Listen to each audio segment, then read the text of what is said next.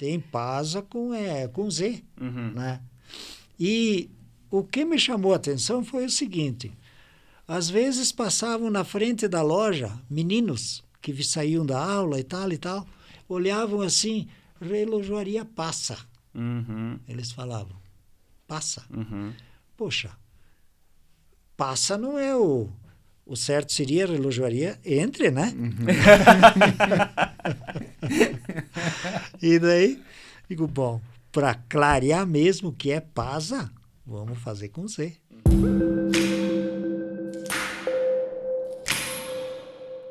Olá, sejam todos muito bem-vindos. Estamos começando mais uma edição do nosso Fala Mais podcast para receber personalidades aqui da região oeste de Santa Catarina.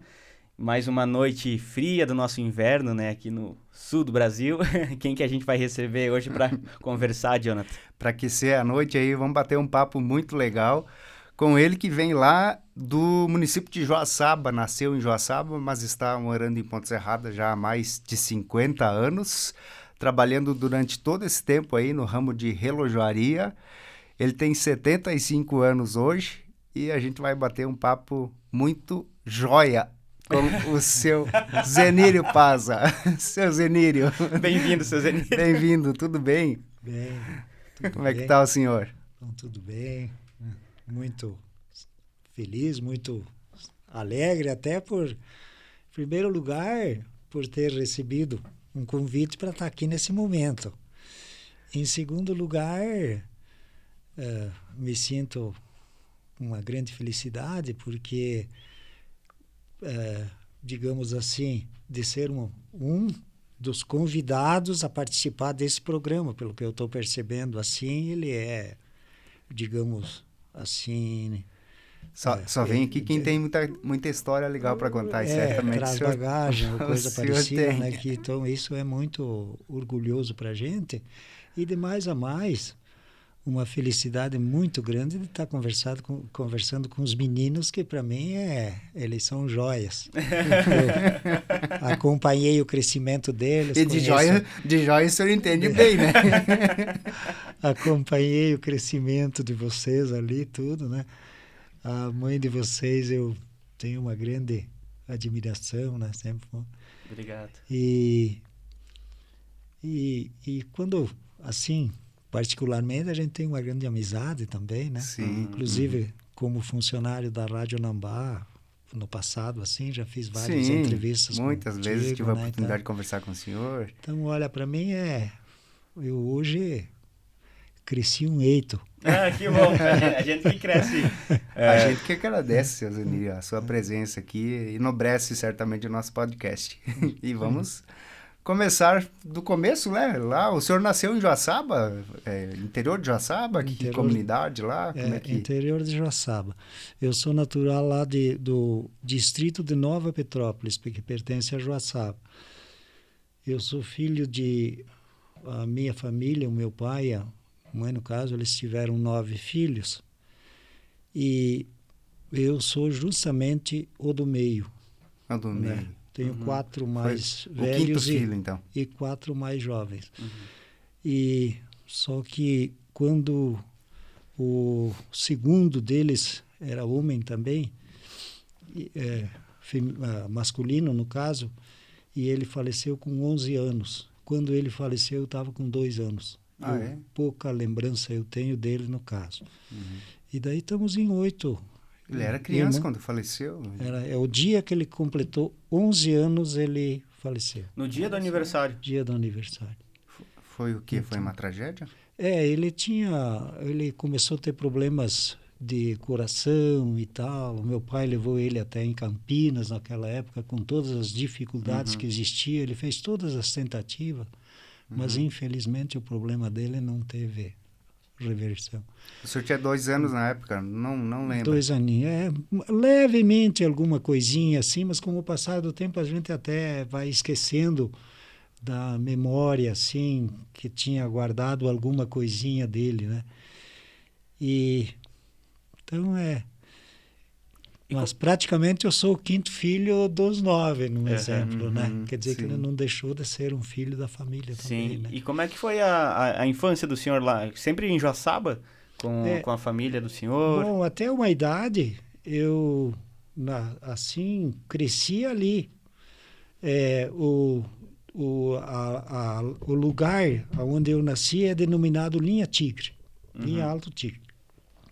E daí, lá fiz, na época, quando eu comecei a estudar, que entrei em fase de estudos, foi criado uma escola dentro do terreno do meu pai. Dava 200 metros lá de casa. Então, eu, na realidade, teve até... Lá era uma escola mista, que tinha todas as classes. Sim, na mesma sala. Na mesma sala. E eu era dado até a 4ª série. Então, eu concluí até a 4ª série lá.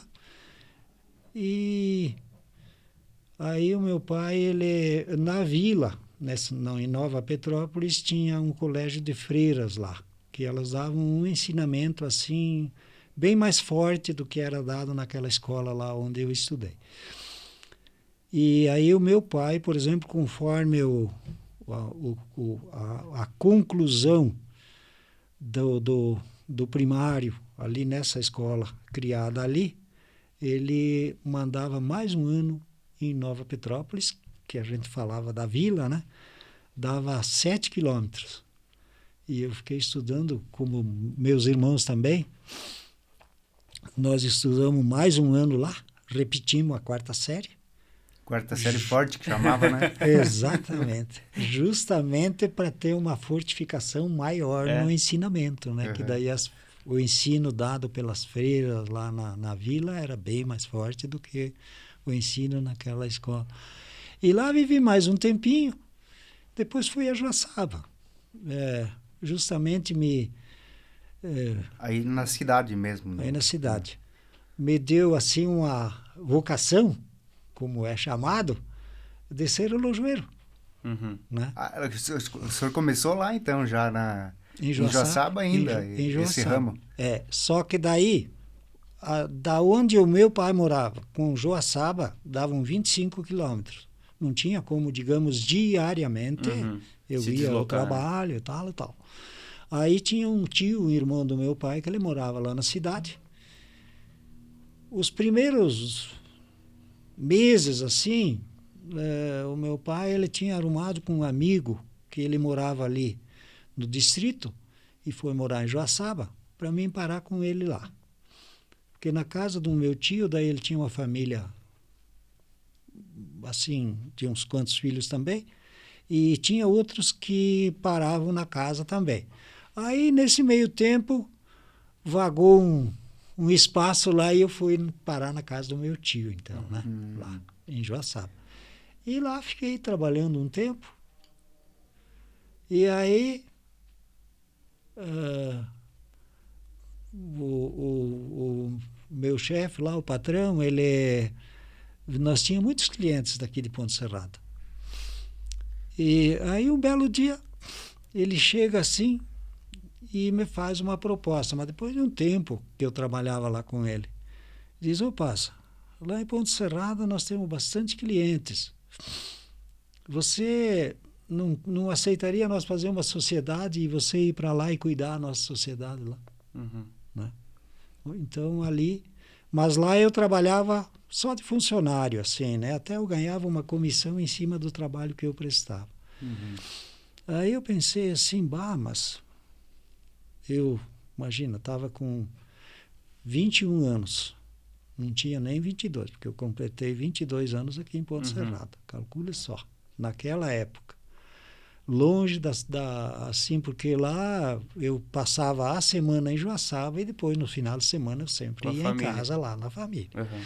Aí, mas eu tinha um irmão que ele era formado, aliás, naquela época existia o dentista prático, não sei se vocês já ouviram falar assim do dentista prático, não eram formados, né?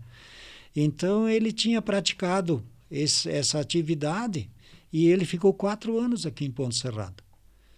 Então, foi um dos motivos que também colaborou para me trazer para cá. Uhum. Mas até então o senhor não tinha contato nenhum com o município de Ponte Serrada? Não... Mas praticamente não. Uhum. Eu até mal conhecia aqui, essa região aqui, porque nem asfalto não tinha.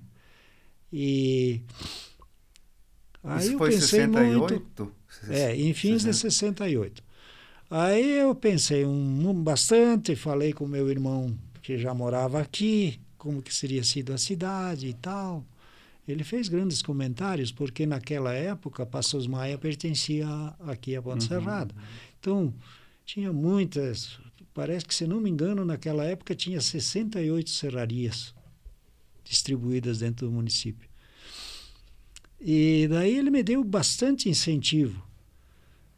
E falei com meu pai também diz, olha, se for assim a ideia do futuro de vocês, eu estou assinando embaixo, né? Só que, na realidade, a parte financeira, que também teria que ter sido um lado a ser pensado, né? Do meu lado, era para baixo de fraco, né? Mas aí o meu sócio, o meu chefe, ele me fez uma proposta. Diz, olha, Paz, eu entro com 50% e você se vira com mais 50% para nós começar uma loja lá. Mas aí eu não tinha nem capacidade para chegar aos 50% da outra parte para nós começar alguma coisa aqui. Aí eu conversei com meu pai diz, olha, se for para nós, que você vê que é um futuro para ti, coisa arada, diz, quanto você poderia alcançar? Daí eu fiz minhas continhas lá e tal, igual uns 25% do valor para um começo, eu até acho que chego.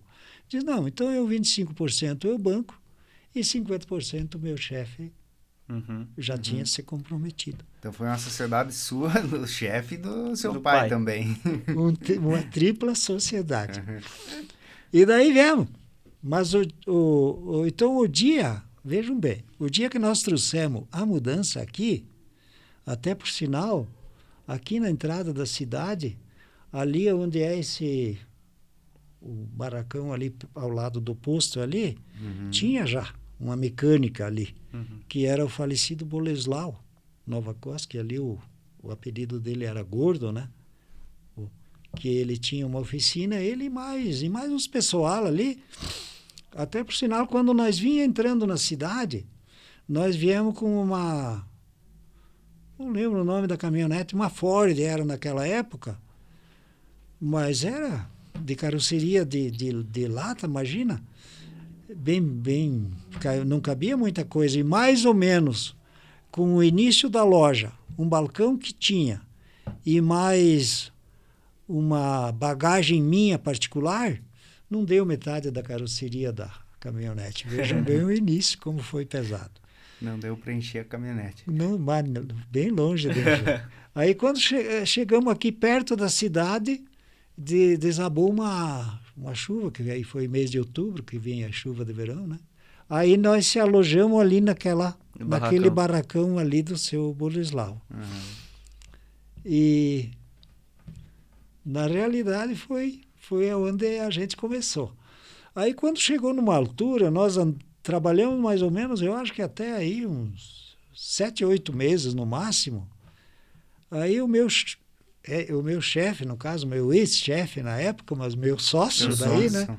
Ele fez um negócio lá em Joaçaba. E ele teve uma certa dificuldade financeira, ele precisava de um auxílio financeiro lá para colaborar naquele negócio que ele tinha feito. Aí ele chegou aqui e me fez uma proposta, disse, Paz, você não me compra a minha parte aqui, dessa loja aqui? Aí eu pensei, mas de que forma? Não, diz, você me ajuda me dá um X de entrada, que ele me fez uma proposta, e o resto eu te faço 12 meses para pagar da parte, que seria sido os 50% da loja, né? Metade da loja, calcula, né? Isso é metade da loja. Isso quanto tempo depois da loja? Essa Do começo até então, da sociedade, era mais ou menos uns 8 meses. Logo no início. Logo no início. E como é que estava a loja? Estava prosperando? Olha, atingindo a expectativa? trabalho tinha bastante. É. Bastante serviço. Só que venda também, mas era uma loja fraquinha, não tinha muita coisa para ser estocada também, porque não passava vendedores. Era uma época que nem se compara com hoje, né? Mas e aí, qual foi a sua resposta para ele? Bom, daí eu fiz minha conta, mas daí eu comecei a fazer os cálculos. Bom, então aí eu não seria mais dono só de 25%. Aí eu passaria a ser dono de 75%. Aí, desde o caixa e todos os estoques que existiam na loja faziam parte dos 75%. Aí eu contei o dinheiro, conversei primeiro com meu pai, com esse meu irmão, e coloquei a proposta para eles, para colaborarem com a ideia assim, né, da experiência deles. E aí o meu pai disse, olha, se você achar que você tem a possibilidade de aceitar uma proposta dessas, de aguentar no caso, eu estou assinando embaixo. Ele fez a mesma afirmativa inicial. E aí eu contei os troquinhos que a gente tinha acumulado e dava a possibilidade de dar essa entrada que o meu sócio pediu. E topei a proposta. Aí, dentro do ano, assim, paguei facilmente as parcelas. E aí tinha ficado meu pai como sócio, ainda, de 25%. Aí eu falei com ele, digo, olha, comprei a parte do sócio, era Paulo o nome dele, comprei a parte do Paulo, a outra parte já seria minha. Se o senhor quiser vender a sua, nós conversamos. Daí ele disse, aí o senhor foi aí para eu cima. fui à procura. O senhor foi para comprar. Exatamente. Daí ele disse, mas beleza, nem vamos fazer balanço, vamos fazer o seguinte, do valor que eu entrei lá, nós calculamos um jurinho em cima e você me paga como se eu tivesse te emprestado um dinheiro naquela época, quando nós começamos. Sim. Bah, ficou fantástico. Aí questionamos lá sobre o tempo que ele achava que eu teria que ter acertado com ele esse valor. Ali foi muito fácil também, dentro das minhas possibilidades. Aí joguei o chapéu para cima e fiquei dono da conta. E a relojaria já prosperando no município. Olha, eu dentro digamos, do início, com até aquelas fim de história, a loja em si, ela tinha me ajudado em pagar as contas, essas compras das partes, e ainda tinha sobrado, tinha dado um crescimentozinho. Sim. Né? E aí... O nome da loja já era Paza, Relojaria Não, e Ótica Paza? eu na época eu simpatizava muito com o nome de Princesa. Eu tinha posto como Relojaria Princesa na época, assim, né? Depois, mais tarde, é que mudei para Paz e coisa, né? Ah, então o primeiro nome foi Princesa. O primeiro nome foi Princesa. Mas a razão social praticamente sempre foi a mesma. E a decisão do senhor, até uma coisa que a Simone, sua filha, comenta às vezes comigo. O sobrenome de vocês é Paza com S, né? E o nome da relojaria é Paza com Z. Por que esse nome artístico o senhor decidiu dar para a relojaria? Bom, ali ocorre o seguinte. Nós temos, inclusive, na família, por colocação de registro do erro do cartório? Do cartório. O acerto, tem Paza com Z, né? E o que me chamou a atenção foi o seguinte. Às vezes passavam na frente da loja meninos que saíam da aula e tal, olhavam assim, relojaria Passa. Eles falavam, Passa. Poxa, Passa não é o certo, seria relojaria Entre, né?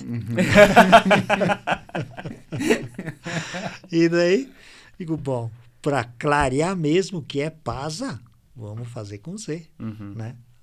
a placa, Sim. mas em si a documentação ela já é com S, Sim. né? A documentação assim, Sim. né? Paz e Companhia é com S. Então foi as histórias. Aí depois que Mas garanto que antes, só cortando para fazer uma piadinha aqui, garanto que antes não falavam relojaria princesa, né? Não chegava lá. Senão Eu também acho o que senhor ia colocar um Z lá na palavra princesa também, se teria fosse que o ter caso, posto, né? Seu Zenílio.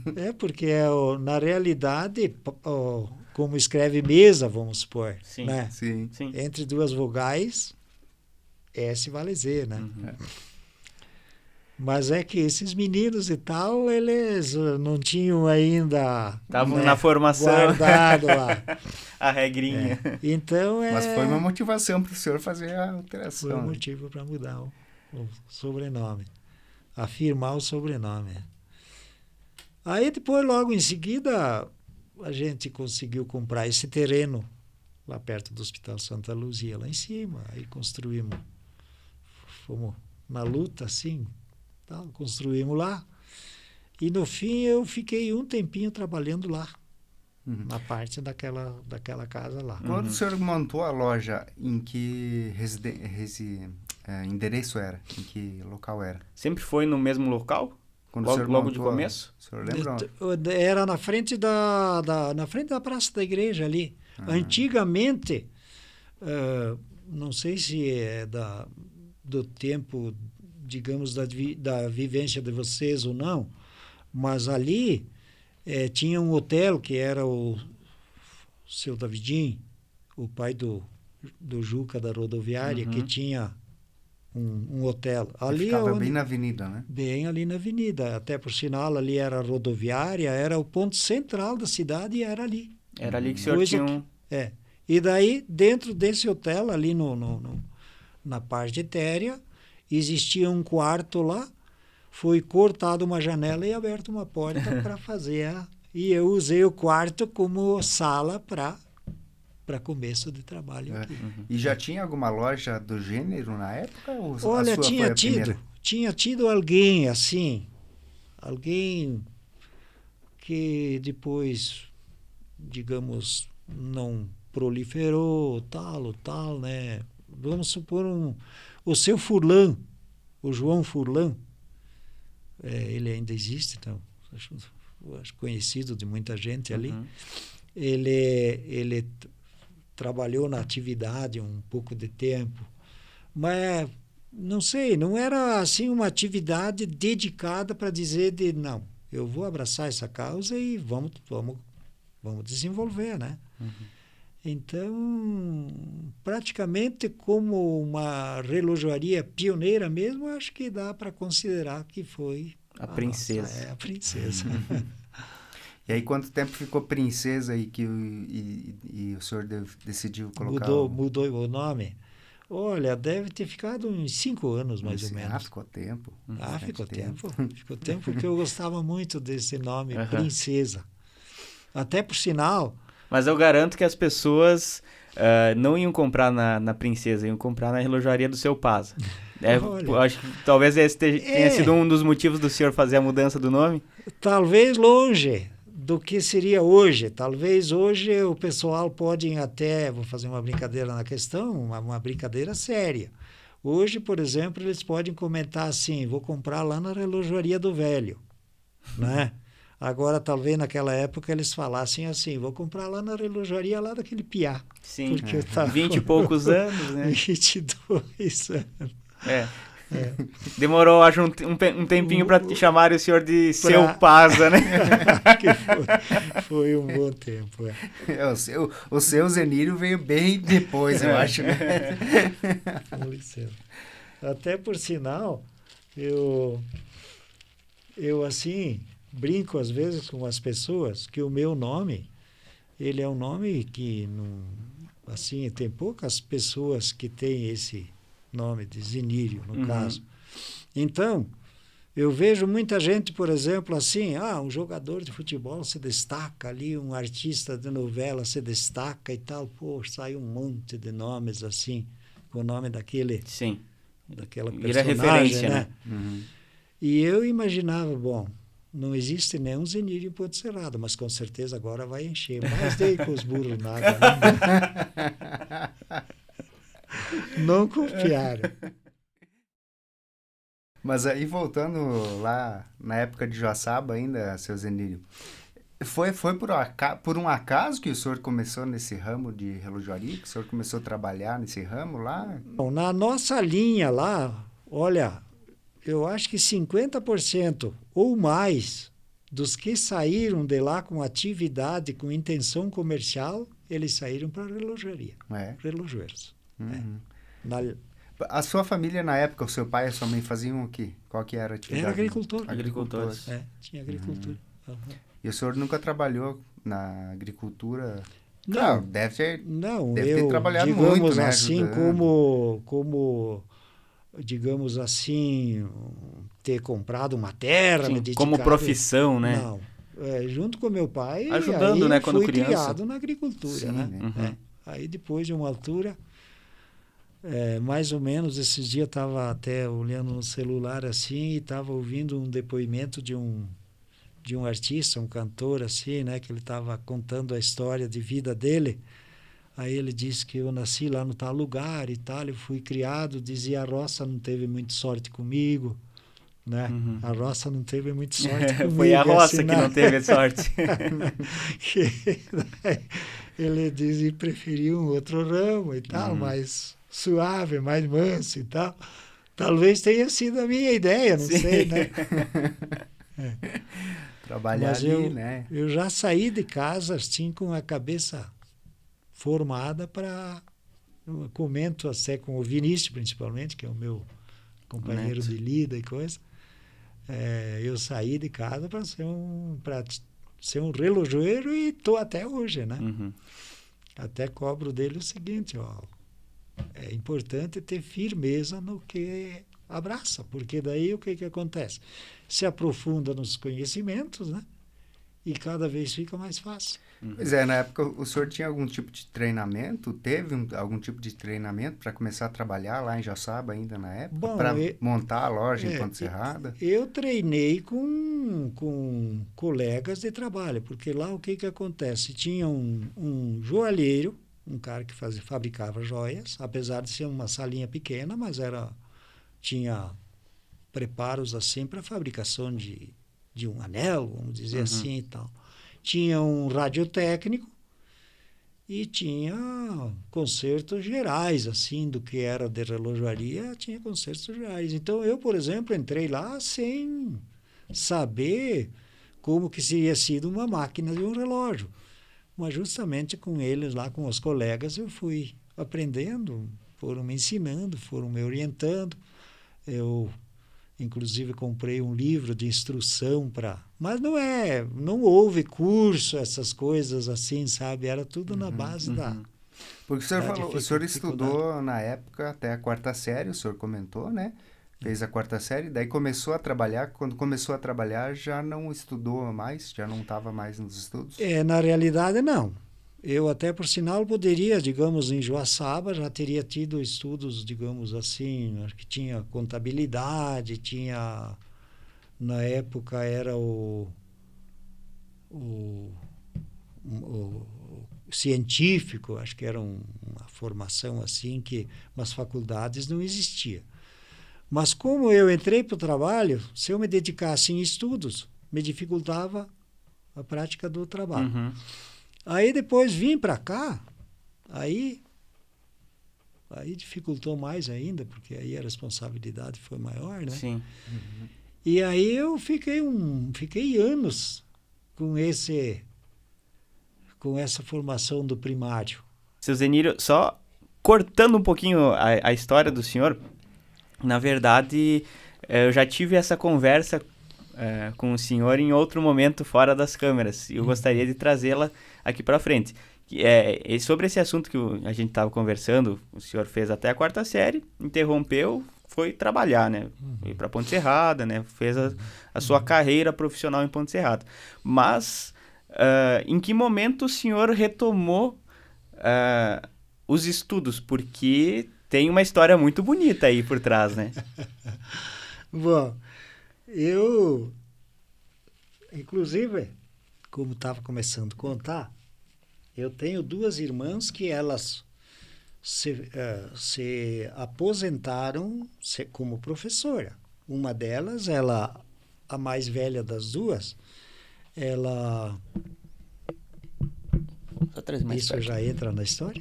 Pode continuar. Eu tenho duas irmãs, por exemplo, que elas se aposentaram como professoras, né? E tenho um irmão que tem uma história muito fantástica, esse que eu comentei que ele morou aqui. E eles sempre me cobravam. Tem um outro irmão que, inclusive, nós parava junto antes de eu vir para cá, lá no meu tio em Joaçaba, que depois ele foi em Florianópolis, ele trabalhava na época na Celesc, nas centrais elétricas aqui, e ele cursou engenharia. E então eles sempre me cobravam: homem do céu, você dê um jeito e volte a estudar de novo, né? Dá sequência ao que aonde você parou. Mas é aquela história, daí tem família, tem comércio, tem tanta coisa e tal e tal. E no meu modo de pensar assim, até a cabeça dar uma virada, pensava assim, bom, para ser um relojoeiro, para ser um comerciante, para ser o tal, a prática ajuda bastante e acho que até onde nós chegamos, nós conseguimos tocar o barco. Mas comecei a observar, assim, muitas pessoas que, na realidade, tinham conhecimentos maiores, né, tirados em estudo. Aí chegou o momento que virou a chave. A chavezinha do pensamento virou. Mas eu estava com mais de 50 anos já, né? E coloquei na cabeça mais ou menos que nem a questão de quero ser relojoeiro. Né? Digo, não, vou à busca de mais conhecimentos. Mas porém, o que aconteceu? Antes disso, era tudo difícil, né? Estudos longe e tal, e tal, e tal. Depois, com o andar do tempo, as coisas começaram a vir na porta de casa da gente, né? Aí foi aonde fez com que a minha cabeça também desse uma reviravolta, né, no pensamento. E aí, um belo dia, justamente eu tinha uma minha irmã, que ela era diretora do Seja, era NAS antigamente, depois mudou para Seja, eu acho que é assim. A sigla. De estudo de jovens e adultos e coisa errada e tal. Ela assim, ficou muito tempo como diretora do Seja de Catanduvas, porque daí passou-se um tempo, quando o meu pai faleceu daí. Aí a minha mãe e essas minhas irmãs que são professoras, elas vieram morar em Catanduvas, porque da terra onde eu nasci, digamos assim, ficava mais perto para vir em Catanduvas do que em Joaçaba. Era uma divisa do município de Joaçaba com Catanduvas. Então ali tudo era mais fácil em Catanduvas. Acabaram vindo morar ali, aí meu pai faleceu, a minha mãe ficou sozinha lá e tal. E aí ela veio morar junto com as minhas irmãs ali em Catanduvas. E daí elas já eram professoras mesmo. E daí essa minha irmã, ela entrou como diretora do Seja daquela época lá em Catanduvas. Aí ela disse, olha, começou a me citar, olha, fulano, ele era lá um simples caminhoneiro e tal, ele começou a estudar, hoje ele está formado em Direito. Outro, né, tal, né?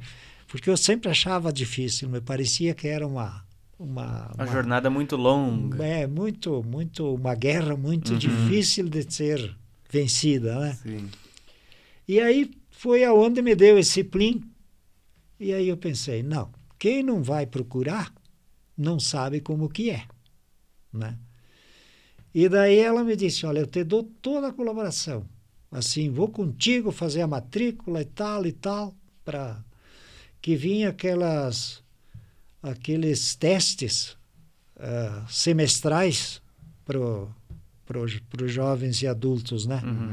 Era feito de 6 em 6 meses, tinha umas matérias que eram dadas e a gente ia fazer a prova.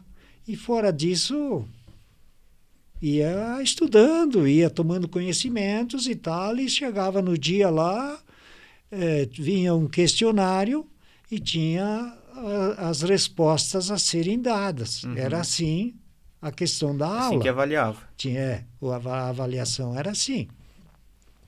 Aí eu fui lá e era o primeiro teste que ia ser feito quando eu decidi, não, agora eu vou tentar ver como que vai acontecer a coisa. E pro primeiro grau, no caso, né? Eram 3 matérias. Aí me inscrevi, fui lá fazer o teste e tal e tal. Chegou no fim tinha tantos dias para sair o resultado. Quando saiu o resultado, essa minha irmã me informou, diz, olha, já veio o resultado lá na central, lá em Joaçaba, das matérias que vocês fizeram naquele dia lá e tal. Fui lá, cheguei assim até, nunca esqueço dessa frase, a secretária da época lá, ela olhou e disse, você passou raspando.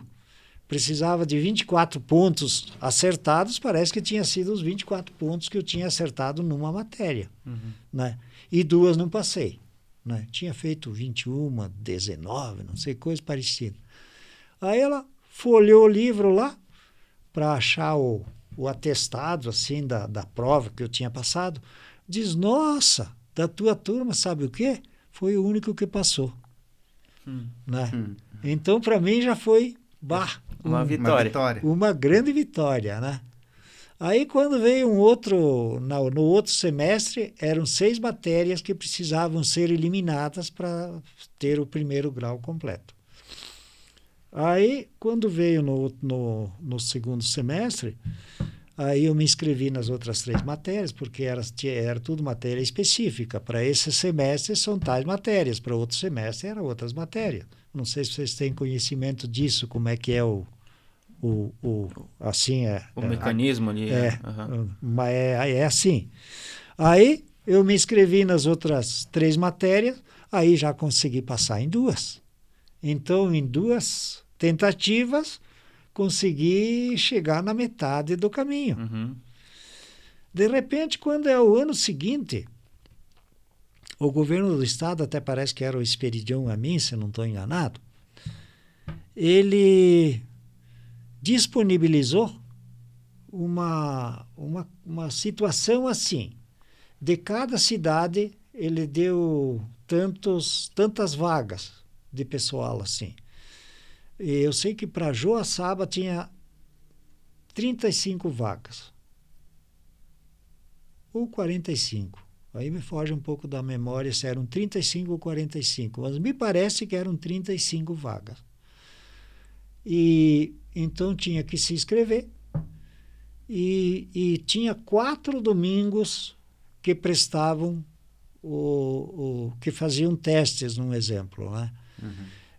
Quem tirasse uma média 7 nesses 4 domingos, eles davam a conclusão do primeiro grau. Aí o dia que a minha irmã teve o conhecimento desse projeto, ela me ligou. E eu não sou muito de sair dia de chuva e coisa arada assim, e aquele dia o tempo estava trovejando, estava tal. Aí ela me disse o seguinte, diz, olha, saiu a lei tal e tal e tal e tal, ela me colocou tudo, diz, só que como são poucas vagas para cada cidade, com certeza vai chover candidatos.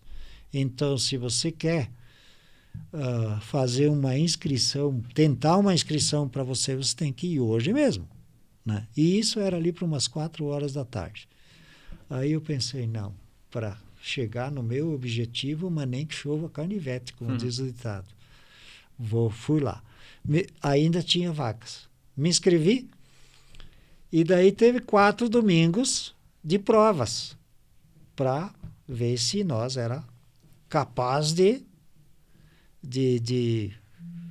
por exemplo, de passar. Sim. Né? Conseguiu o diploma. E eu era um dos primeiros alunos que chegava lá, né? E tal, e tal. Quando chegou o fim do resultado, assim, das matérias concluídas, tinha mais uns dias para saber o resultado de quem tinha concluído ou não. Aí eles passaram a informação que tinha passado 4 alunos, só, dos 40 e... Me parece que eram 45. Uhum.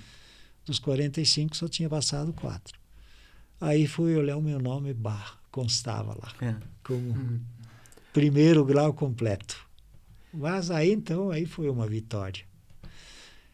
E daí tinha um caminho pela frente, segundo grau e coisa arada, né? Uhum.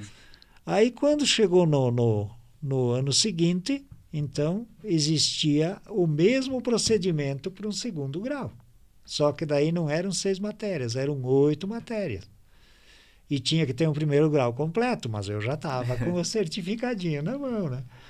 Aí me inscrevi nas 4 matérias, já passei em 2.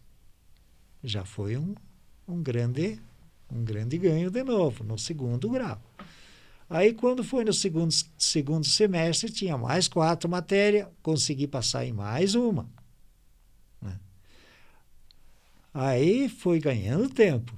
Né? Isso, em pouco tempo, assim, eu já estava bem andando rápido. Aí chega um professor e me disse, olha, eu sei que você está se dedicando assim à busca de mais conhecimentos e tal, vai ter aulas presenciais aqui e vai ser dadas agora num segundo semestre agora. Aí eu pensei, mas é tudo à noite e é 2 aulas por semana que vai ser essas 2 aulas que nós vamos dar. Nós estamos batalhando para ver se dentro do semestre nós conseguimos dar o certificado de conclusão. Aí eu fui, me inscrevi e aí eu esqueci daquelas provas semestrais e me dediquei no presencial. Uhum. Quando chegou no final do ano, felizmente consegui a média para a conclusão. Então, de 8, porque daí se fizesse uma parte presencial, tinha mais uma matéria que tinha que fazer. Então, teria ido a 9 matérias para a conclusão de um segundo grau. Mas, por exemplo, eu já estava com 5, né? Porque 3 eu tinha tirado nos testes semestrais. E mais 2 aulas eu tinha eliminado aqui. Fiquei com mais da metade do segundo grau completo. Uhum. Quando chega no ano seguinte, aí vem a Universidade Federal do Paraná e com um projeto de 4 cursos dados aqui, por à distância. À distância. Uhum. Aí tinha a administração empresarial, tinha contabilidade, comércio exterior e mais um outro que não consigo me lembrar. Mas o meu maior interesse era justamente administração empresarial, né? Aí fui e me inscrevi, mas tinha que fazer um vestibular para poder...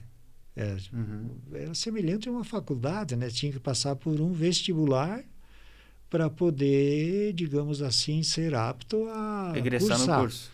Mas quem tivesse concluído 50% de um segundo grau e tivesse na atuação, ele já era apto a iniciar o curso, num exemplo.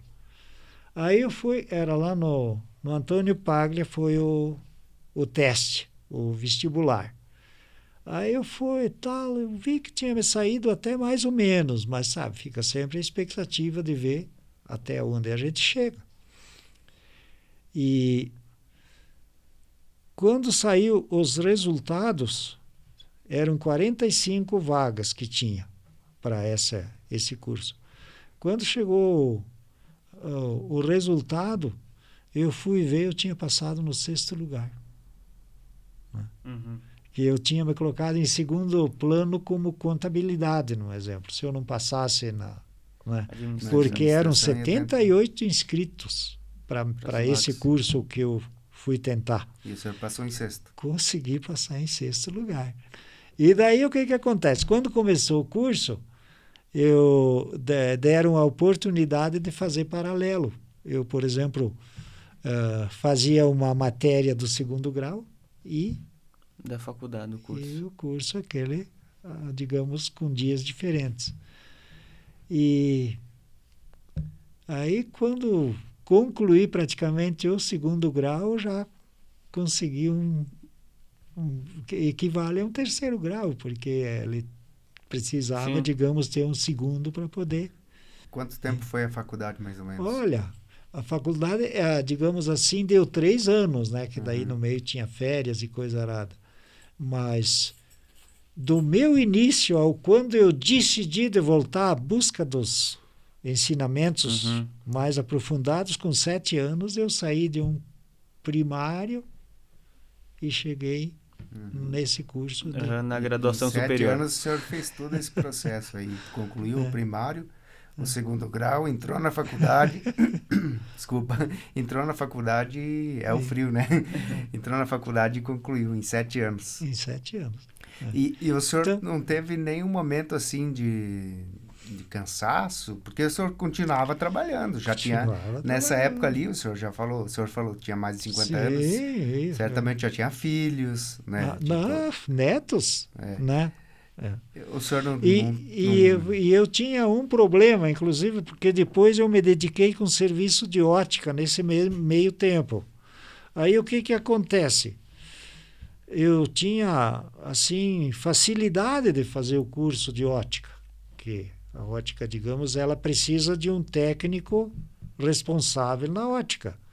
Só que por eu não ter um 2º grau, eu não era apto a fazer. Então, para mim, o estudo passou a ser uma necessidade extrema, que foi aonde... Estava travando a sua evolução profissional. Acho que me virou a chavezinha para dizer não, e vou à busca, né? Sim. E aí o senhor fez o curso já, em seguida fez o curso Daí, logo em seguida, aí sim. Aí eu já era seu fulano, porque eu já estava com o 2º grau, aí não era mais que eu chegava assim, né, no instituto ali para fazer o curso de ótica, diz qual é a tua escolaridade? Eu tenho um primário. Não, tem que ter um 2º grau, senão não adianta. Você pode até fazer o curso, mas... Não é certificado. Não é, né?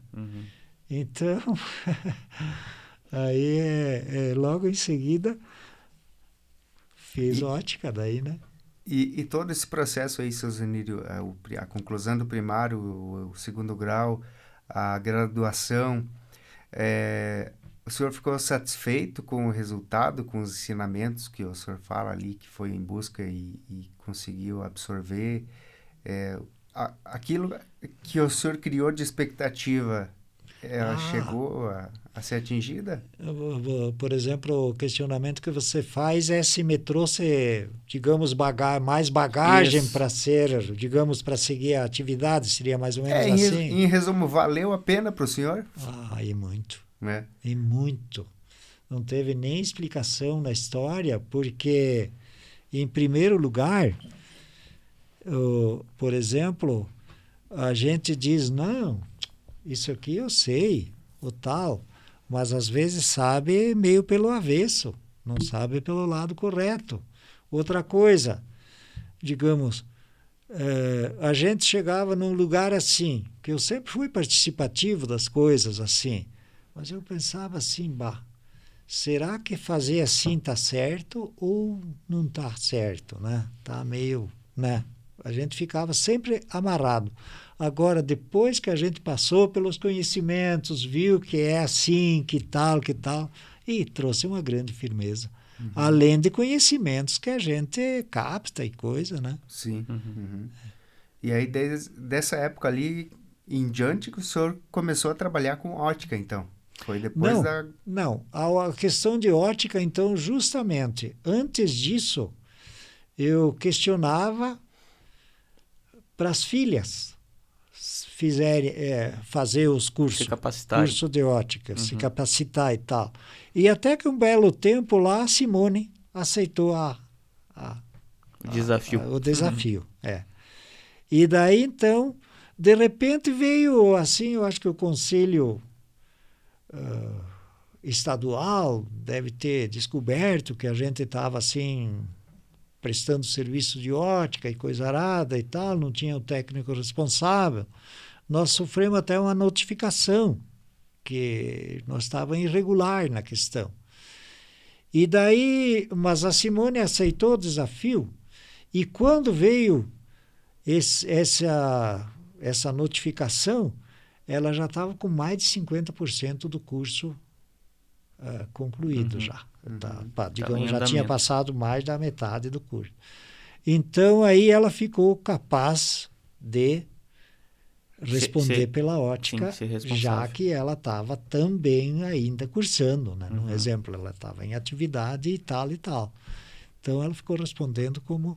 Mas, eu, por exemplo, já a minha parte, que era o gosto mesmo de ser... de poder, digamos assim, assinar alguma coisa com o direito, ainda estava para trás, né? Ainda não podia, né? Foi mas afinal, que na depois. parte comercial, assim, deu certo que a Simone estava cursando e ela ficou respondendo pela ótica, digamos, até... Tanto é que depois deu a condição de nós comprar uma segunda opção ali, né? E daí fica, ela é técnica de uma ótica e eu sou responsável pela outra, né? Os dois Mas assinam, olha, né? se, por exemplo, mais ou menos a tua pergunta foi que se me trouxe satisfação ou coisa parecida, mas não tem, não existe valores que cubra a felicidade, a satisfação de ter tido a vontade, a ideia de partir para novas descobertas e novos... Ficou aquele gostinho, por que não fiz antes, então? Mas em contrapartida também existe o seguinte, tudo vem na hora certa, porque deu tudo certo. Eu, por exemplo, às vezes eu falo assim, eu tive muita sorte quando resolvi voltar a uma busca maior. Mas, em contrapartida, se for somar as dificuldades que existiam, não era fácil, né? Então, tudo chegou na hora certa. Eu acho que toda coisa... Tem seu tempo. Tem seu tempo, exatamente. Mas só que tem uma. O meu pai sempre falava um ditado assim, que quem tem tempo não espera tempo também. Porque o cavalo enciado, às vezes, ele passa uma vez só. Se você não aproveita embarcar nele quando ele passa, depois ele não passa mais. Vai dar pé. Exatamente. Que aproveitar as oportunidades quando elas aparecem, né, Emílio? Exatamente. Mas o senhor soube aproveitar muito bem as oportunidades, né? E depois o senhor, inclusive, agora um tempo mais recente, também empreendeu em outros ramos, né? Foi indo para outros ramos do empreendedorismo.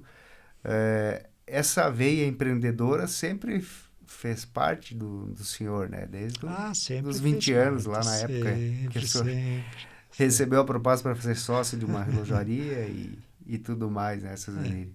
Sempre. Mas, digamos, até hoje, existe um ponto gratificante que todos os desafios que a gente se colocou a ser desafiado, a gente sempre conseguiu dar a volta, né, assim. Mas justamente existe a tal história de que uma coisa ajuda a outra, né? Então, num exemplo, a gente foi sempre à busca de conquistas e tal, e a gente, por exemplo, se for por agradecimentos ou queixas, só tem que pôr agradecimentos na história da gente, né? Porque Sim. sempre com trabalho, sempre com luta, sempre com, né, os certos sofrimentos no meio e coisa arada, mas as vitórias sempre vieram. Né? Então, os agradecimentos só tem que ser, digamos, é o ponto forte da questão, né? Porque queixas não podem entrar no meio. Voltando ao ramo da atividade profissional do senhor, né, de trabalhar com relojoaria, joalheria, são várias atribuições dentro desse ramo, né? O que o senhor mais gosta de fazer? É consertar joia? É mexer em relógio? Vender? Vender? Olha, estando mais ou menos pode ser comparado assim. Se tá no baile, toda a música é legal, né? Toda ela é boa de dançar, digamos assim, para quem dança, porque eu não danço. Mas seria mais ou menos assim. Olha, tem um monte de fatores assim, toda a atividade ela é gostosa. Tem seus lados assim difíceis, vamos supor, não tem nem dúvida. Desde da própria honestidade das pessoas, por exemplo, às vezes você vende e não recebe e tal, e onde você compra tem que pagar e tal, então aquilo é o que desanima um pouquinho em certos momentos. Mas em contrapartida, vamos supor, se for, digamos, questão de gostar, hoje que estou na ótica, a maior felicidade que eu tenho, por exemplo, é na questão de fabricação de óculos, e você entrega aquele óculos e o cara olha para você assim e diz, meu Deus do céu, como estou enxergando bem agora, como ficou legal. Né? É a satisfação que você passa para o cliente. Quando você conserta um relógio, você se encontra com o cara na rua, rapaz, mas aquele relógio que você me arrumou, mas olha, ficou 10, né? E de repente, por exemplo, fez um trabalho, digamos assim, numa joia ali e tal, a cliente tá, como ficou bom o trabalho, quebrava, estava só quebrando ali, você fez um reforço, ficou bom. Esse é o ponto gratificante de toda a atuação. Sim. Né? E todos os concertos, digamos assim, que o senhor faz hoje, todos os serviços que o senhor oferece, eles são feitos o senhor mesmo que faz ou precisa terceirizar algumas coisas? Olha, por exemplo, existe uma questão ótica. Ótica é assim, uma vez, uma ótica, eu já quase estava livre quando comecei a trabalhar com ótica, desse tipo de situação. Mas, por exemplo, assim, antigamente, para ter uma ótica, a pessoa tinha que comprar ter a lente disponível para poder fazer a montagem do óculos, porque não tinha meios assim de adquirir a lente já confeccionada, um laboratório que se dedicasse exclusivo para fabricar tal lente. Hoje, por exemplo, já facilitou bastante. A gente não precisa estar tendo o estoque. Quando chega uma receita, vamos supor, a gente já tem o laboratório que é só passar os dados, ele fabrica exclusivo para aquela receita de óculos, né? Então, isso já é, digamos, uma parte que automaticamente até as óticas que faziam um trabalho, elas mesmas tinham equipamentos para fazer um trabalho dentro da própria loja, eles até encostaram os equipamentos e se dedicam mais ao uso de um laboratório central, porque ele está preparado para fazer a tecnologia de toda a qualidade. Né? Sim, criou-se um mercado parceiro para exatamente. Então, é tudo digamos, uma engrenagem ali. Né? Agora, por exemplo, assim, se for em matéria de conserto de relógios, vamos supor, joias, essas coisas, aí uma joalheria, uma relojoaria, no caso, se não tiver anexo um trabalho que possa fazer um complemento, dificulta bastante, tem que ser feito. Uhum. E eu, por exemplo, nessa parte, a gente terceiriza pouco. Eu faço a grande maioria, digamos assim, eu tenho Dos concertos. equipamentos, assim, para poder fazer o básico, né? E, em contrapartida, ainda o olho, a cabeça e Sim. coisa nada, ainda ajuda. Tem os né? recursos de equipamento e o intelectual também, né? Da experiência. É. Agora, por exemplo, então, a questão que o Jonathan me perguntou assim sobre o que mais o que mais gosto de fazer. Veja bem, eu tem coisas assim que com o passar dos anos, às vezes ela cria um certo repúdio, um certo enjoo, não sei que palavra até eu usaria. Uma pessoa até, digamos assim, se aborrece de estar sempre naquela atividade. Cansa. Né? Cansa. Eu parece que quanto mais o tempo passa, tanto é que, por exemplo, houve a aquisição do posto, que eu estou indo, eu participo lá digamos, da administração, organização e pensamento sobre o andar da empresa. Mas eu tenho meu horário, é a minha loja, é o meu trabalho de 50 e poucos anos atrás que ele está me chamando. Ali é o meu... A sua verdadeira paixão é essa, pelo que a gente sente. A verdadeira paixão, exatamente. Legal. O senhor falou logo no começo, quando adquiriu a relojaria em Ponte Serrada com a parceria, né, do seu sócio, pegou conselho com seu pai, né, pegou conselho com o irmão, mas depois de muito tempo, o senhor também passou a dar muitos conselhos. Eu acredito que para a parte da família, mas também para outros empresários de Ponte Serrada. Eu gostaria que o senhor contasse para a gente um pouquinho desse momento. Eu já ouvi algumas pessoas, alguns empresários comentando a respeito disso, de que eu não sei falar certo em que momento isso aconteceu, mas do senhor, junto com um certo grupo, de se reunirem para falarem sobre empreendedorismo, falarem sobre os negócios e como prosperar juntos, né? Dentro de uma engrenagem mesmo, né? Como se fosse um relógio de uma engrenagem. A minha empresa, a sua empresa, uma trabalhando mutuamente com a outra para fazer prosperar a economia local, né? Como é que foi esse... Houve ali, na realidade, eu acho que não é problema nenhum citar nomes, por exemplo, de pessoas, né? Porque a gente só está falando de bem, Sim. né? De coisa boa. De pessoas que também lutaram e são dedicados ao bem comum e ao progresso, né? Mas, por exemplo, uma das ideias que partiu foi do José Malaguti, um grande empresário e empresário honesto que só cresce, só se desenvolve, né? Ele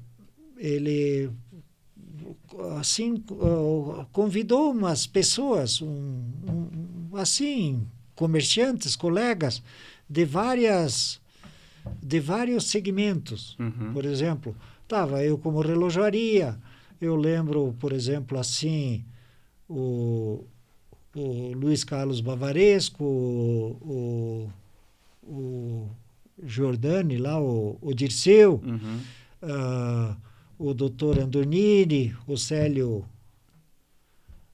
Maier, e várias pessoas que foram assim, que formaram esse grupo para um X dia da semana, acho que cada 15 dias, nós ia lá numa sala, o José Malaguti disponibilizou uma sala e ele, depois de uma altura em diante, nós formamos um caixa e vinha na época vídeos assim, que eram passados com instruções de altos grandes conhecedores, digamos assim, sobre comércios, essas coisas e tal.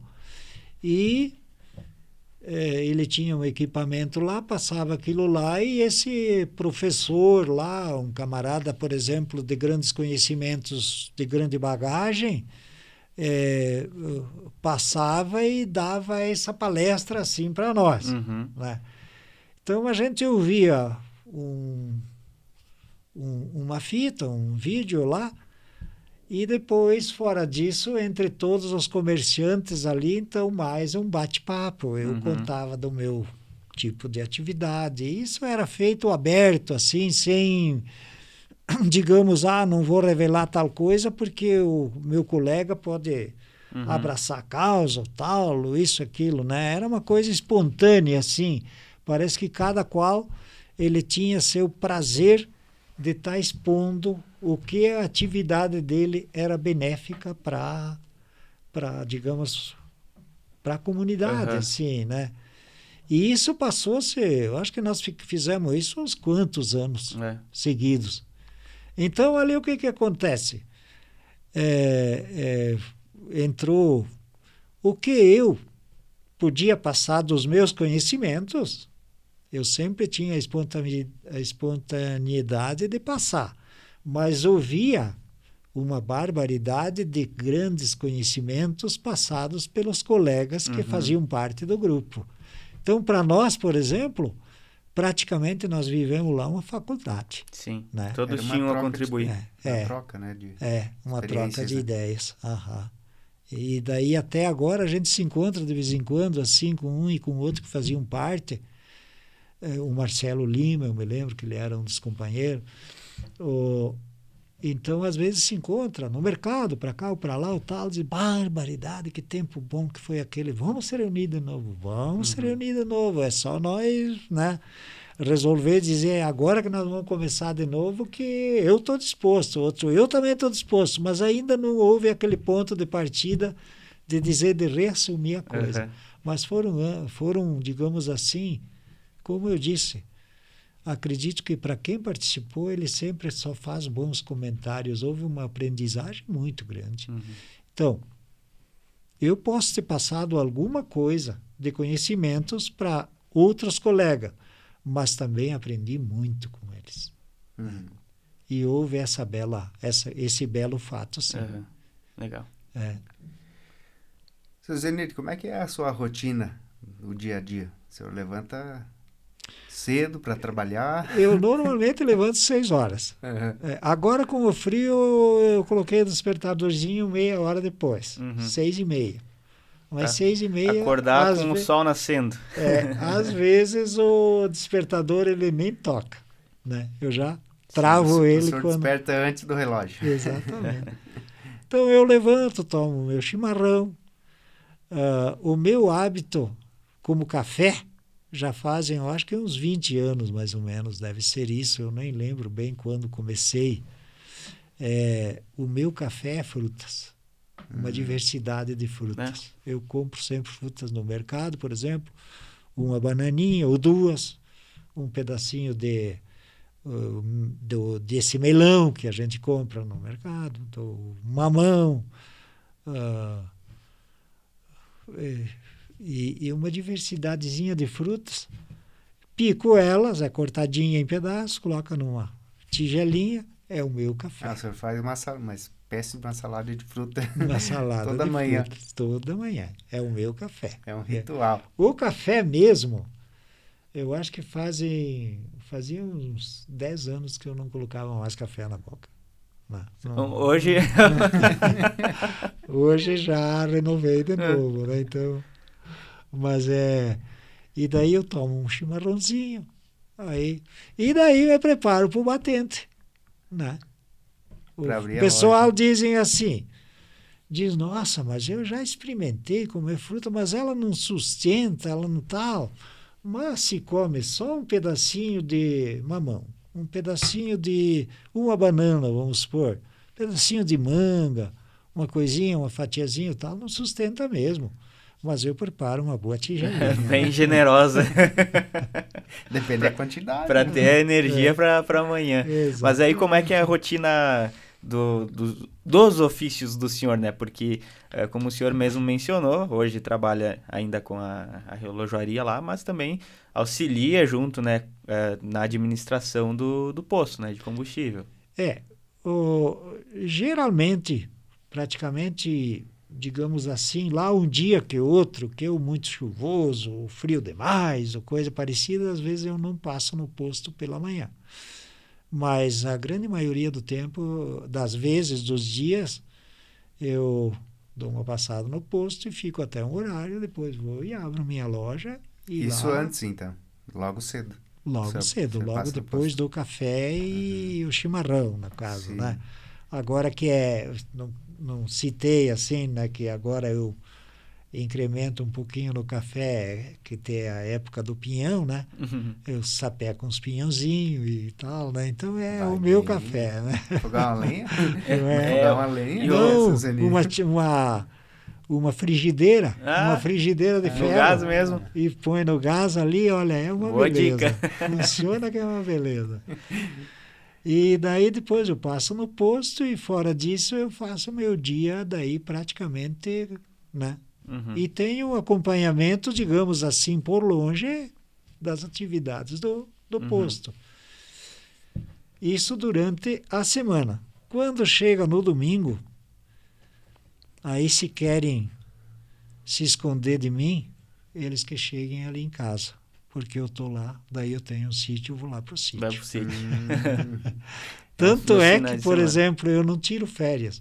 Nesses 50 e poucos anos de atividade, eu talvez tirei férias a questão de uma semana, por exemplo, de dar uma viagemzinha, visitar os parentes ou coisa parecida, mas nunca tirei, eu não sei o que é tirar uma férias de, por exemplo, 30 dias.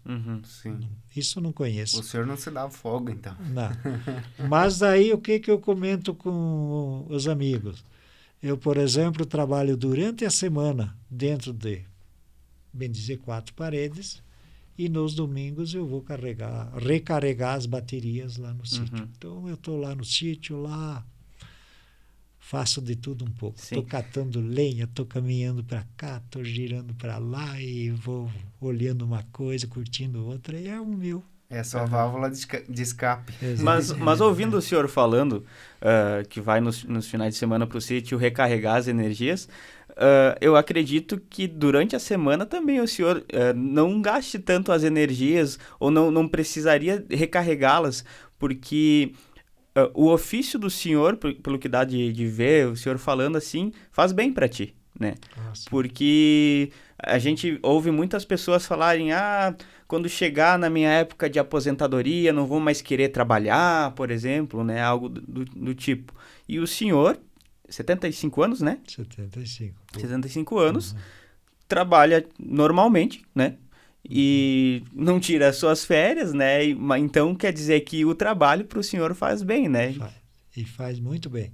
Inclusive, digamos assim, que nem a questão de aposentadoria, o cara, por exemplo, eu vejo pessoas que, às vezes, quando eles chegam digamos, num direito que conquistam uma aposentadoria, ele se acomoda. Ele, assim, meio larga quase de tudo, sabe? E vai, às vezes, joga um baralhinho, uma coisinha, outra, tal, mas ele muda totalmente a rotina. Eu vejo isso um grande erro, porque, por exemplo, assim, eu acho que depois que eu consegui, assim, ter um benefíciozinho, pequeno no caso, que ele não me daria um sustento, assim como o trabalho me ajuda a incrementar um pouco do que a gente recebe, eu acho que estou trabalhando muito mais do que naquela época. Porque, inclusive, eu faço desse pequeno ganho do benefício assim que evolua.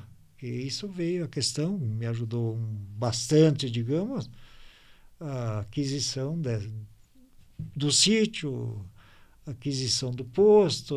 Não representa, mas é uma coisa que ele é goteirinha que vem todo mês, né? Então, isso ali faz com que ajuda na questão. E, em contrapartida, quanto mais a gente abraça, geralmente mais atividade, mais para manter de pé, tem que se exige da gente, Sim. né? Sim. Mas eu, por exemplo, não me enxergaria... Maiores são as responsabilidades, no caso. Né? Exatamente. E também as necessidades de um acompanhamento, porque existe um ditado que diz assim que um boi ele engorda com o olho do dono, mas não é porque é o olho do dono que está fazendo o boi engordar. É que ele olha, a cocheira está sem pasto, está sem tratamento, o lado da água tá, né? Então tem que dar água aqui, tem que dar pasto lá e tal, é onde o boi ele engorda melhor, porque o dono tem o interesse de que ele se mantenha bem, né? Então, assim, são comparados, digamos, são ditados que eles levam a tudo, né? Toda atividade, ela funciona bem ou mais ou menos, digamos assim, é bem conduzida, né? Fora disso, pare com uma coisa para ver como é que fica, né? Você deixa de pagar digamos, uma taxa de energia esse mês, o mês que vem tem 2 taxas. Se não pagou uma, porque era difícil, imagine, quando soma 2, soma 3, soma 4, soma 5, aí não consegue mais dar conta do recado, né? Então, toda coisa bem conduzida, ela anda bem. Né? E, seu Zenir, essa energia, ela vem... De onde vem essa energia? Porque, assim, o senhor podia muito bem pensar, ter o pensamento, digamos, eu vou deixar com funcionários a questão do andamento da loja, da relojoaria, né? O posto já tem, assim, uma gama de funcionários que dá conta sozinho, né? De tocar, embora o senhor já falou que passa todas as manhãs pelo posto, mas o senhor tem a energia para continuar visitando o posto, para continuar praticamente o dia todo na loja, né, na relojoaria, e trabalhando além disso, né? O senhor não está só lá presente, o senhor está executando, está trabalhando, está consertando, está metendo a mão na massa ainda, né? Mas é aquela questão, é que nem nós já comentamos anteriormente, é o gosto, é fazer aquilo que gosta. Porque toda pessoa que faz aquilo que gosta, eu acho que não é, digamos assim, não é um trabalho, não é um estresse, não é um cansativo aquilo lá, é um passatempo. Né? Você transforma num passatempo. É uma satisfação. Porque eu, por exemplo, dou muitos conselhos para muita gente assim, que às vezes chega, vamos supor assim, estou trabalhando naquela empresa lá, mas tá louco, lá não tá bom, colega, o tal, né? Existem muitos comentários que às vezes a gente entra nesse detalhe. Eu sempre digo assim, olha, se você não gosta do que você está fazendo, você troque e encontre algo que você goste, porque não tem a pior coisa no meu modo de pensar se o camarada sai de casa de dizer, vou ter que enfrentar aquela coisa nada lá de novo, vou ter que... aqueles colegas lá não me descem ou tal, né? Que né, não estou fazendo nada de críticas, digamos, mas generalizando, senhor, né? Claro. Sim, estou fazendo comparações, digamos assim, né? A pessoa tem que fazer, digamos, fazendo o que gosta, sente gosto pela vida. Eu, por exemplo, assim... Não pode ser um sacrifício, né? Não, exatamente, serviço, né? Exatamente. Por exemplo, que nem domingo agora, foi um domingo que não deu de sair de dentro de casa, chuva e chuva. É lógico, tem que aceitar, a natureza prepara isso ali, mas para mim, se fosse um dia de sol, que eu tenho condições de sair cedo lá para os meus divertimentos dominicais, por exemplo, assim, eu passo um dia muito melhor do que fechado lá dentro de casa, Sim. trocando de uma cadeira para outra e tal, e olha para fora, não tem como sair. Né? Então é mais ou Tem que menos chover assim. de segunda a sábado, que o senhor está na loja, né? Aí não tem problema, o senhor está lá. Agora, domingo é sagrado, o senhor quer a natureza, quer o ar livre. Outra coisa, por exemplo, que eu tenho comigo, que é, por exemplo, muita gente pode até pensar, bah, mas isso aí é ser isso, ser aquilo. Mas, por exemplo, veja bem, eu tenho um carro que eu comprei ele, peguei ele zero, e já fazem, virando e mexendo, já faz quase 10 anos que eu estou com ele. É um carro que você abre a porta assim e você sente um cheiro de novo ainda. Pois ele está com 18 mil quilômetros. Né? E eu caminhando para cá e para lá sempre, ando a pé para cá e para lá. Por quê? Eu me sinto bem caminhando, sabe? Né? Eu acho que o exercício ele é muito importante. Já o meu serviço ele é um tanto parado, um tanto sentado, um tanto acomodado. Então, caminhar, a gente tem que administrar. Sim. Eu acho que é o caminho certo. Administrar os negócios e administrar a própria vida, né? nesse jeito aí. Exatamente. Uhum. E eu, por exemplo, se for, por exemplo, colocar, digamos, elogios e satisfação pela vida, ou por críticas, por revoltas, por repúdio, eu encontro pouco repúdio, pouca revolta, pouca crítica e só agradecimento, só elogio pela vida que eu ainda tenho, né? Aí o senhor falou que não pega férias, né? Praticamente não tem o hábito de pegar férias. E quando precisa viajar, assim, seus inimigos, o senhor gosta de viajar, de sair, de Não passear? não sou muito dado a viagens, porque eu tenho minhas limitações também. Eu, por exemplo, eu já sou usuário de lentes de contato. Para mim ter uma visão mais ou menos em ordem, eu tenho que usar a lente de contato. E um óculo, ele não me corrige a visão. Então, esse já é uma pequena trava, digamos, que não me anima muito em estar viajando. Por quê? Em casa eu tenho todos os conforto, vamos dizer, para me colocar as lentes e tirar elas no momento certo.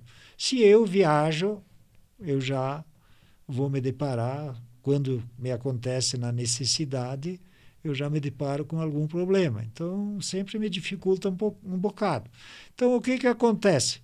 Tem que formar a consciência de que não me fica muito bem para viajar e me fica melhor ter a atividade que eu tenho.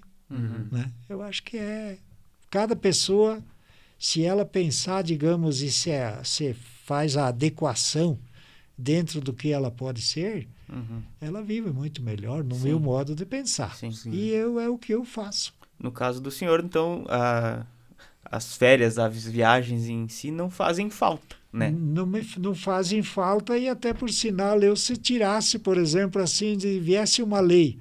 Olha, para mim uma grande penitência foi ali quando teve o Fica em Casa. Né? Bah, vocês não imaginam, mas eu perdi uns 5, 6 quilos. Né? Teve gente que diz, bah, eu engordei porque estava só comendo tal coisa. Pelo contrário, eu perdi peso. Por quê? Me faltou exercício normal, me faltou a rotina. A rotina, aquele negócio, né? A preocupação, como que vai ser o futuro, já um pouco do receio da doença, ver amigos morrendo e tal, que houve casos, né, e tal. Então, tudo isso. Mas para mim foi digamos, tem que enfrentar com naturalidade, porque é a natureza que está assim administrando. Mas para mim, por exemplo, eu perdi peso naquela época, veja só. Então, se eu tirasse, por exemplo, assim, um mês de férias, eu não sei o que eu faria. O que vocês gostariam é isso de mesmo. ter a matéria? É uma... Para mim, estou numa alegria aqui, Que bom. porque A gente também. Mas é isso mesmo, a gente bater esse papo aí, né, é uma conversa mesmo, né, seu Zininho? Pra gente houve um fato pelo passado, agora não está gravando? Tá, mas o senhor pode não faz mal, vocês Não, podem... sim.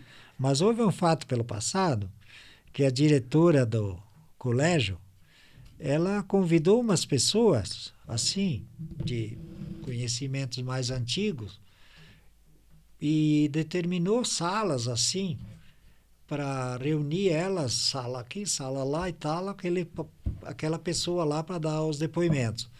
Ou outra sala lá para dar outro depoimento e tal. Para justamente contar mais ou menos o que vocês estão questionando, a vida passada, como que ela era, como que, né, coisa que essa juventude, eles nunca viram isso ali. Sim. Né? Então, veja só, quando chegou a hora do recreio, assim eles tocaram a campainha lá fora, os alunos dizem, professora, nós não podemos dispensar o recreio e vamos continuar ouvindo os meninos para contar essa história. Veja que coisa linda, né? O papo estava bom, então. Estava né? ótimo. E, por exemplo, eu estava contando. Então, me questionavam como que era um fogão antigamente, vamos dizer assim, uma coisa que eu lembro que eles falaram. Era assim. Aquilo que hoje existe, que chamam de jipão, por exemplo, assim, era o fogão que existia dentro das casas, né? E tal. E lenha, como é que era? Lenha era assim, minha mãe mandava lá na mangueira, vá lá, derruba aquela árvore lá que está de pé, lá, está seca, e traga aqui, cortava em uns par de pedaços, uma parte era posto lá dentro do fogão, e outra parte até uma cadeira escorando o resto do que saía para fora lá, para de vez em quando empurrar para dentro, que ia queimando a ponta lá. Né? Então, digamos, esses detalhes assim que eles achavam o máximo. De repente, daqui a pouco, eu dava mais ou menos por encerrado aquele assunto, digamos assim, ou tal. Um aluno lá e tal, questionava alguma coisa que na conversa tinha chamado a atenção para ele, para mim, reforçar aquelas histórias lá. Então você vê como é lindo. Sim. Né? Inclusive nessa passagem que o senhor está contando agora, de colocar a lenha no jipão, colocar na cadeira escorada, era uma tora inteira. O fogo ia comendo a tora e ia empurrando para dentro. Às vezes existia, por exemplo, uma reforma de cerca. Como existe por ali, coisa que é do conhecimento de praticamente todo mundo, existe cercas, né, e tal. Aí, de repente, um palanque meio podre, outro meio podre, tá bom, vamos reformar, vamos colocar tudo palanque novo. Aqueles palanque velho lá, serve para quê? Não, vamos deixar aí. Vamos colocar, vamos levar lá em casa para fazer lenha, mas nem era cortado aquilo lá, era... tocava lá dentro, um palanque de 2 metros lá, uns 40 centímetros lá dentro no forte do fogo. E o resto esperando na fila. Exatamente, foi o passado. E a gente viveu isso ali. Né? Legal. Coisa que crianças agora nem só contando, e às vezes até não acreditam que foi assim. Né? Mas foi tempo muito bom.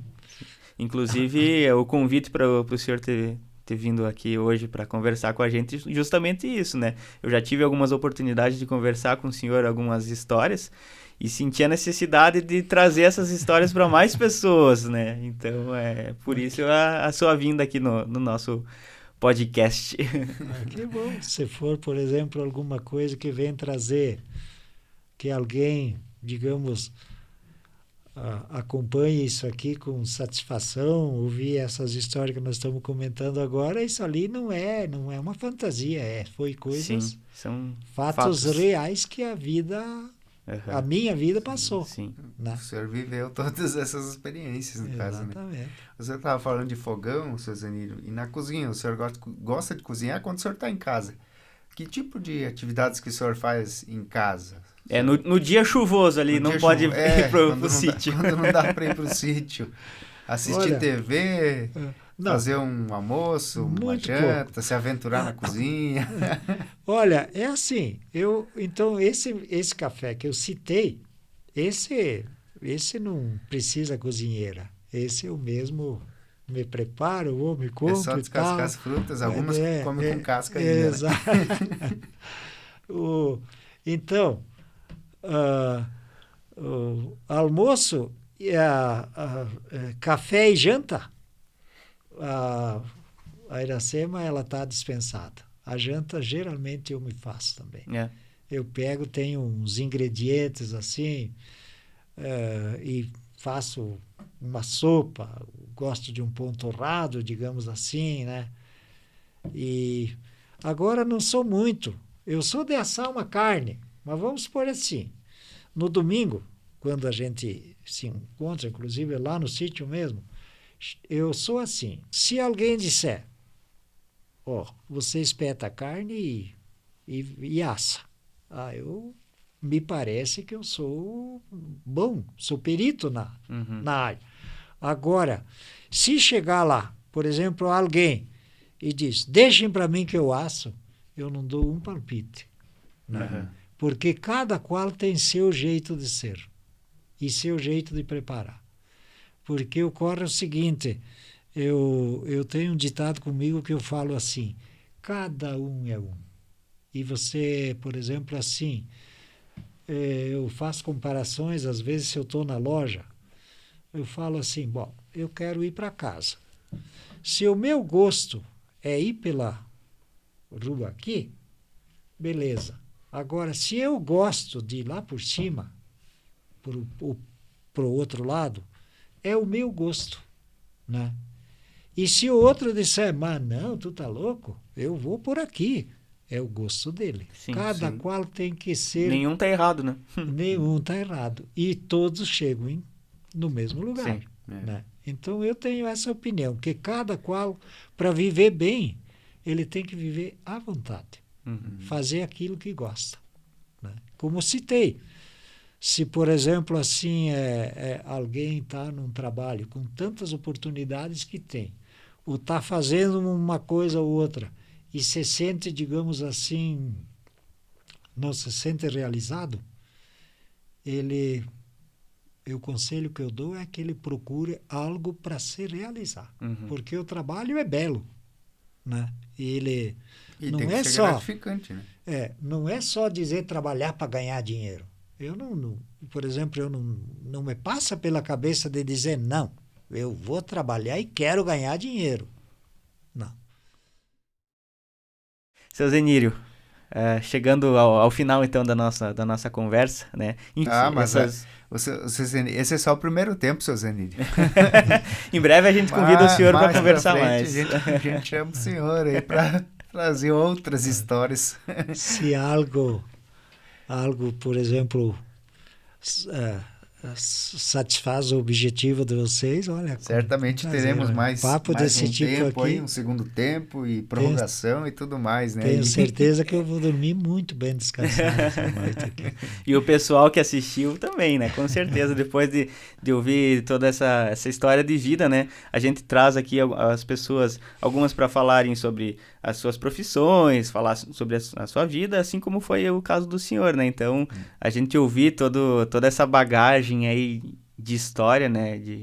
É muito legal e serve como inspiração, né? Pra gente também pegar os pontos da vida das pessoas e se inspirar, né? Porque tem muitas pessoas que são espelhos no local onde elas vivem. E o senhor certamente é um espelho no local onde vive, em Ponte Serrada, né? Há mais de 50 anos, embora tenha nascido em Joaçaba, mas está há mais de 50 anos em Ponte Serrada. Então, muito obrigado, seu Zenírio, pela presença aqui no nosso podcast.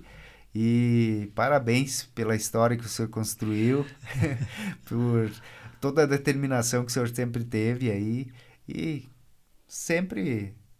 E cada vez mais, se é possível ainda, né? Sucesso para a sua vida. Eu só tenho que agradeço demais por ter sido lembrado, como eu disse por vocês, assim, para vir aqui, né? E agradeço mais ainda se isso justamente for útil para quanto mais pessoas, digamos assim, se for, né? E uma satisfação, não tem palavras para manifestar a satisfação que a gente tem em estar aqui. E estamos à disposição em outra oportunidade, se assim acharem que o programa, digamos, o projeto de vocês requer alguém para contar alguma historinha assim, eu estou à disposição e venho contar com toda a franqueza, com toda a liberdade, tirado de dentro da gente. Será um prazer. Com certeza, que a gente tem certeza que outras histórias ainda existem para serem contadas, né, pelo senhor. Eu fico muito obrigado para vocês e agradeço, por exemplo, quem vai nos assistir, se for o caso. Também Tá certo. Muito bem. Seu Zenírio Paza. Com S. Com S, né? Obrigado mais uma vez, seu Zenírio, e também, então, agora nos despedindo, obrigado a vocês que acompanharam esse bate-papo aí, de grande relevância. Um complementa o outro, quando falta a palavra a gente... Obrigado, pessoal, curte o vídeo, se inscreve no nosso canal do Fala Mais no YouTube, compartilha esse conteúdo aí com os colegas, com os amigos nas redes sociais, WhatsApp, Instagram, Facebook, todas as mídias, beleza? Obrigado e até a próxima semana. Grande abraço, até mais.